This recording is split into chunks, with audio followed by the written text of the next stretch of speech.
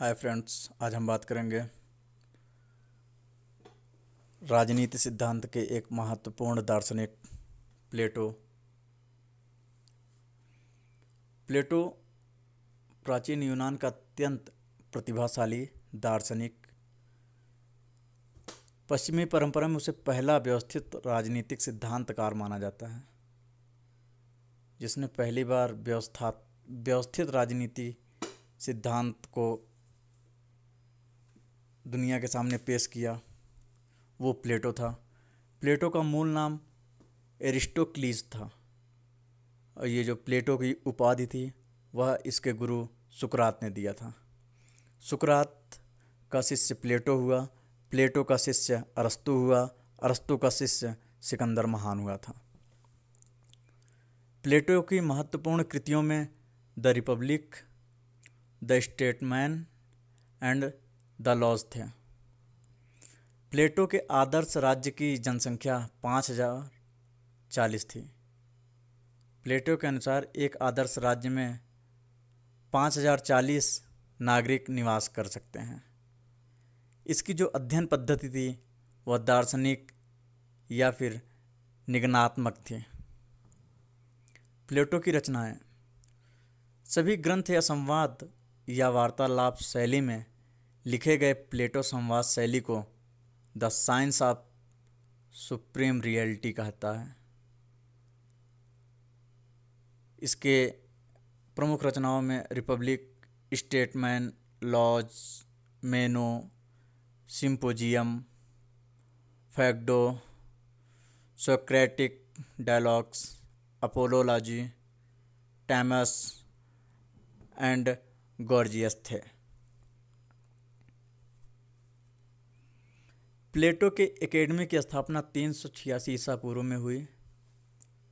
प्लेटो के अनुसार विचार ही समूचे संसार का मूल तत्व है एवं इसे भौतिक दुनिया विचारों की छाया मात्र है।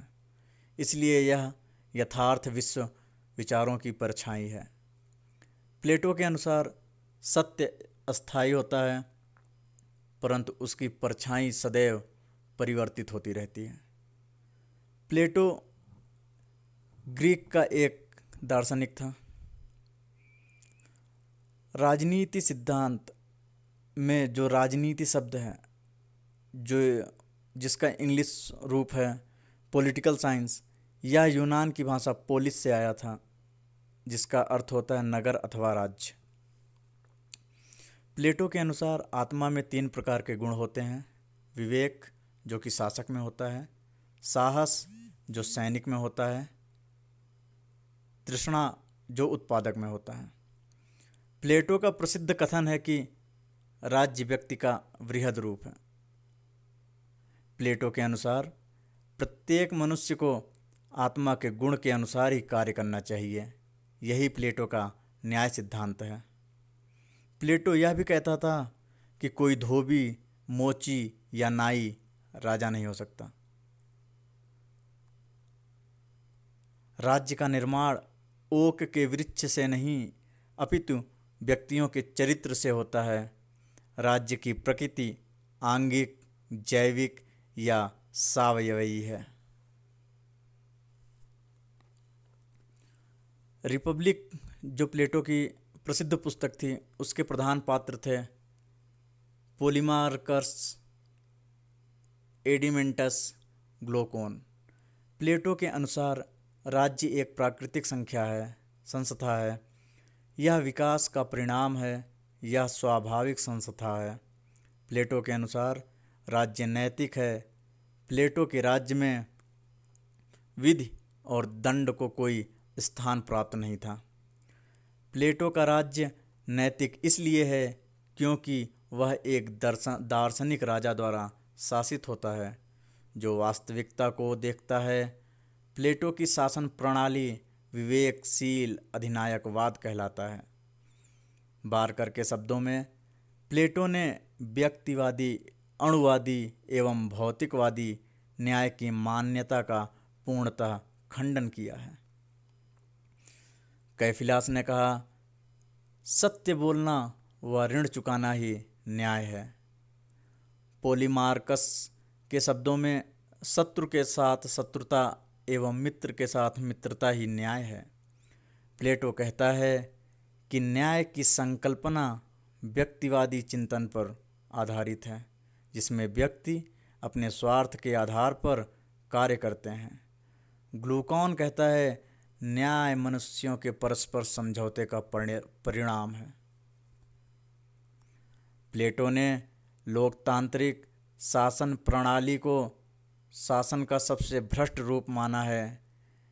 यह कहता था कि जो राजतंत्रीय प्रणाली होती है वह सर्वश्रेष्ठ प्रणाली होती है। मतलब प्लेटो ने लोकतांत्रिक शासन को कभी भी अंगीकार नहीं किया। प्लेटो के अकॉर्डिंग शासन एक कला है और वो कला हर व्यक्तियों में नहीं होती। शासन करने के लिए व्यक्ति को दार्शनिक होना अत्यंत आवश्यक है। सेबाइन ने प्लेटो के दार्शनिक राजा को प्रबुद्ध अधिनायकवाद कहा। सेबाइन ने प्लेटो के दार्शनिक राजा को प्रबुद्ध अधिनायकवाद कहा। प्लेटो ने द रिपब्लिक में विधि व दंड का उल्लेख नहीं किया। इसमें विधि की बजाय शिक्षा पर बल दिया गया, दंड के बजाय साम्यवाद पर बल दिया गया। The statesman and the laws में विधि व दंड के महत्व को स्वीकारा गया है।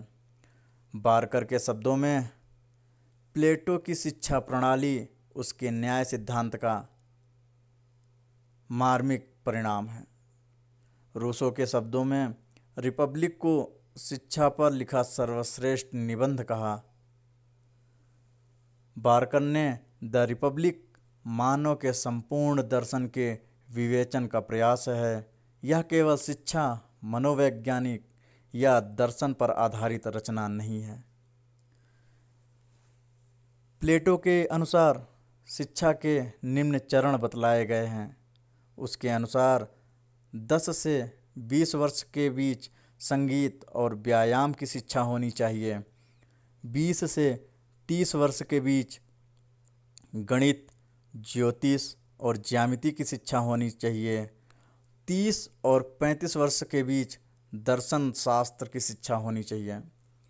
प्लेटो ने राज्य को मूलतः एक विश्वविद्यालय कहा, जो शिक्षा प्रदान करने की संस्था है। मैक्सी ने प्लेटो को पहला कल्पनालोकीय विचारक कहा।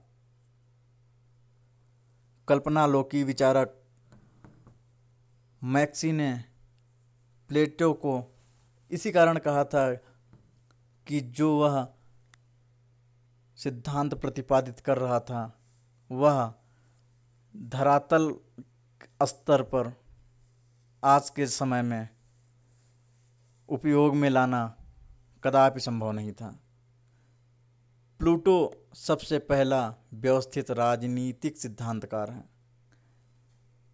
प्लूटो यूरोपीय दर्शन एवं राजनीति सिद्धांत में अपनी एक महत्वपूर्ण भूमिका रखता था, जिसके सिद्धांत आज भी राजनीति सिद्धांतकारों के मार्ग का प्रकाश के रूप में उनका पथ प्रदर्शन करता है। तो दोस्तों, ये था आज का वीडियो, जो कि यूनानी राजनीति सिद्धांतकार प्लूटो के ऊपर था। अगर आपको ये वीडियो पसंद आए तो वीडियो को लाइक, शेयर और इस चैनल को सब्सक्राइब करना ना भूलें।